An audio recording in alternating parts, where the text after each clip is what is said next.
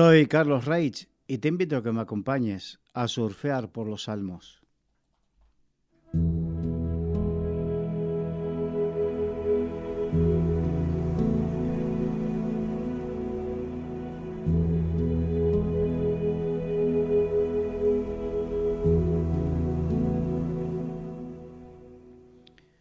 Estamos estudiando el Salmo 37, un precioso salmo, donde podemos aprender tantas cosas y aplicarlas a nuestra vida. Porque el propósito de escudriñar, la Biblia dice escudriñar las Escrituras, porque os parece que en ella hallaréis la vida. No tiene otro motivo. No es solamente un conocimiento intelectual, sino entender la riqueza que Dios dejó en las Escrituras y en este caso en los Salmos, para después poder aplicarla en nuestra vida personal, de relación con Dios y de vida como cristiano. Y en el Salmo 37 que estamos estudiando, en el versículo 23 dice: por Jehová son ordenados los pasos del hombre, y él aprueba su camino. No se ordena algo a menos que esté desordenado. Esto hace acordar cuando en el Génesis dice que la tierra estaba, después en el inicio de la creación, dice que la tierra estaba desordenada y vacía. Y el Espíritu de Dios estaba sobre la faz del abismo. Hablaba del desorden, y la creación no es desordenada, porque Dios no hace nada desordenado. Hay muchos que se preguntarán, ¿cómo puede ser que Dios hace las cosas perfectas, haya habido desorden? Entre Génesis 1.1 y Génesis 1.2, los estudiosos dicen que ahí es donde ocurrió cuando Satanás fue echado del cielo. En Isaías cuenta que Satanás, el primado de Dios, era el ángel encargado de las alabanzas a Dios, hasta que se enorgulleció su corazón, se ensoberbeció y quiso ser como Dios. Y en ese momento fue desestimado y echado. Y en Apocalipsis 12:7 hay una referencia en donde se puede ver y entender que hubo una lucha entre Miguel y sus ángeles y Satanás y sus ángeles, o sea que la tercera parte del reino siguió al ángel caído, o sea a Satanás, que era Luzbel, y cayó sobre la tierra. Y ahí donde vino el desorden. De la misma manera, la obra del diablo que desordena nuestros pensamientos, desordena nuestra visión, como cuando Dios había establecido un orden para Adán y Eva en el huerto del Edén, y vino la serpiente e incitó al desorden establecido por Dios. En la creación, Dios tuvo con su espíritu que estaba sobre la faz, ordenar todas las cosas. Y ahora el Espíritu Santo de Dios lo que hace es ordenar nuestras vidas. Por Dios, por Jehová, son ordenados los pasos del hombre. Todo lo desordenado es encaminado, es ordenado. Y esa es la fe y la esperanza que tenemos. Que no confiamos en nosotros, sino que confiamos en el poder de Dios y en la capacidad de Dios para ordenar nuestro desorden. Sí. Aquí quiero hacer una aclaración. El que vive en desorden es porque vive bajo una influencia demoníaca, prestándole más atención a las influencias demoníacas de este mundo que a lo que dice la palabra de Dios y a lo que el Espíritu Santo te quiere inspirar cada día. Porque el Espíritu Santo nunca te inspira al desorden, al contrario, te inspira para ordenar, encaminar tus pasos de manera de que tu vida entre en el orden de Dios. ¿Por qué? Porque hay caminos que al hombre le parecen rectos, mas su fin es camino de muerte. Y el propósito de Dios es librarnos. Y quizás hay alguno que esté encaminado en ese camino de muerte, y lo que Dios quiere hacer es ordenar tus pasos de manera que salgas de ese final de muertes y entres en el camino de la vida. Porque Jesucristo dijo: yo soy el camino, la verdad y la vida. Que salgas del camino de la mentira, el camino del desorden y de la mentira, y que entres a caminar hacia la verdad por el camino de la vida. Aleluya. Cuánta bendición hay en la palabra de Dios. Por Dios son ordenados los pasos, ¿sí? Nuestros pasos. Por eso somos tantos los que damos gracias a Dios y servimos a Dios con corazón agradecido, porque Él ordenó nuestros pasos. Él encaminó nuestras vidas. Y termina diciendo que Él, o sea, Dios, aprueba su camino. Dios aprueba a aquellos que caminan en orden. Hay algunos que dicen: ¿cómo puedo agradar a Dios? ¿Cómo sé si estoy agradando a Dios? Mira, si te dejas encaminar por Dios, Dios aprueba eso. No está hablando de que seas de la noche a la mañana perfecto. No, es un camino. Por eso en el principio de la iglesia, a los cristianos se los conocía como los del camino. Sí, el camino de fe. Ese es el que aprueba el Señor, que caminemos por fe, que caminemos en obediencia a la palabra de Dios, que caminemos en santidad, porque este es uno de los versículos bíblicos que más me impactaron. En Isaías dice: y habrá allí calzada y camino, y será llamado camino de santidad. Y el que por ese camino anduviere no andará solo, y aunque sea torpe, no se extraviará. ¿Sabes por qué de mis versículos favoritos?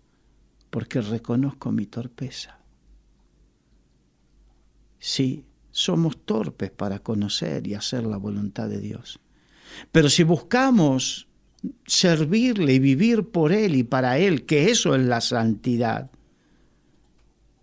vivir por Él y para Él, estamos en el camino de santidad. Y aunque seamos torpes, lo bueno es que Él está con nosotros para encaminarnos cada día, para encaminar nuestros pensamientos, nuestro corazón. Y entonces el Señor, ahí es donde cumple, que dice: y por torpe, aunque seamos torpes, no nos extraviaremos. Aunque a veces no entendamos correctamente, aunque a veces no oigamos, aunque a veces no desesperemos, porque reconocemos nuestra torpeza. Pero Dios, que es el que juzga la intención del corazón, cuando ve nuestra torpeza, pero que ves que queremos hacer las cosas bien, a pesar de esa torpeza, a pesar de nuestra torpeza, encamina nuestros pasos. Y eso es lo que Él aprueba.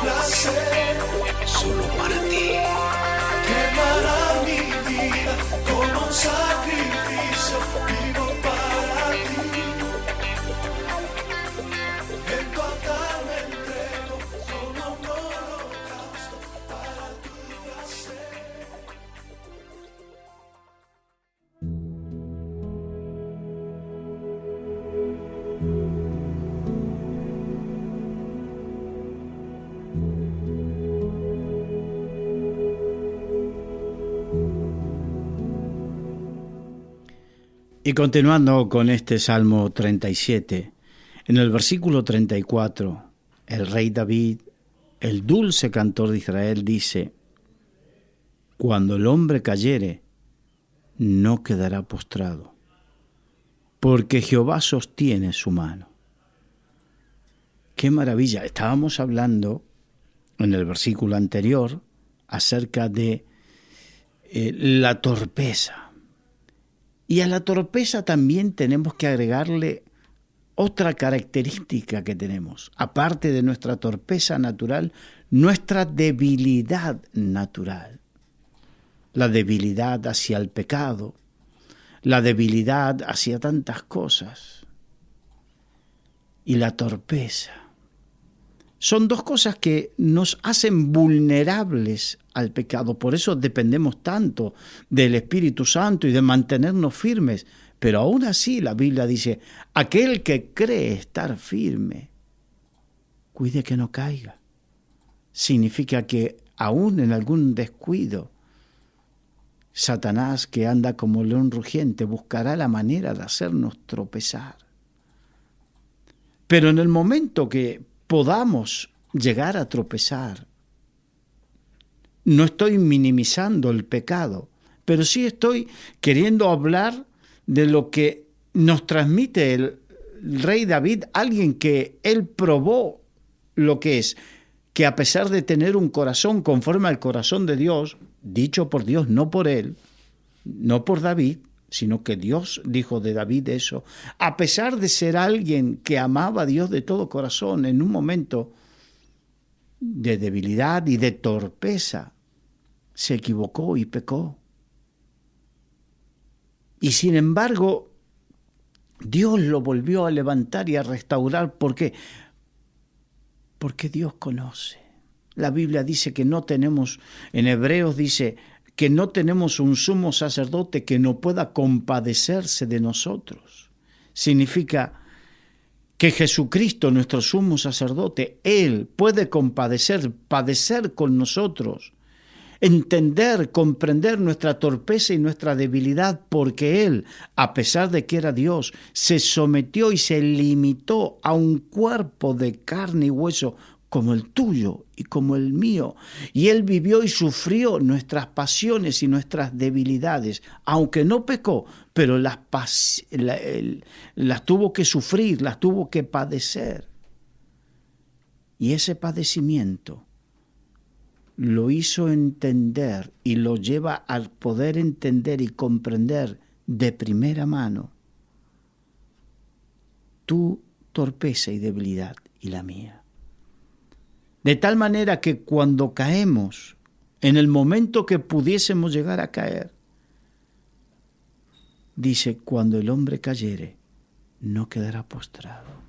Él no permitirá que quedemos postrados, sino que en el momento que nos demos cuenta y nos arrepintamos, como David se arrepintió de su pecado cuando fue confrontado por el profeta Natán, cuando David se arrepintió de su pecado, dice que Dios lo levantó y lo restauró. Sí, al rey David.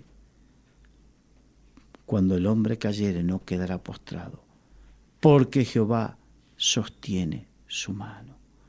Es como cuando Pedro, que vio a Jesús caminar por las aguas y le dijo: haz que yo haga lo mismo. Y Jesús le dijo: ven. Y Pedro sacó un pie de la barca y sacó el otro y caminó sobre las aguas, pero en un momento dudó. Su debilidad humana, su torpeza y debilidad humana, ahí le hicieron quitar la vista de Jesús y vio a la tormenta y ahí se hundió. Y el Señor no le regañó, simplemente le dijo: Pedro, ¿por qué dudaste? Le tendió la mano y lo sacó, porque Jehová sostiene. Tiende su mano y nos sostiene. Ese es nuestro Dios. Por lo tanto, esa es la certeza de fe que tenemos. No vamos a jugar con el pecado, porque el que juega con el pecado, Dios no juega con eso.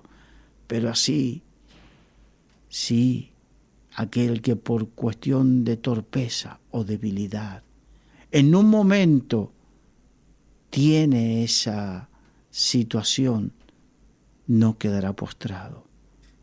Dios tiende su mano, lo sostiene y lo levanta.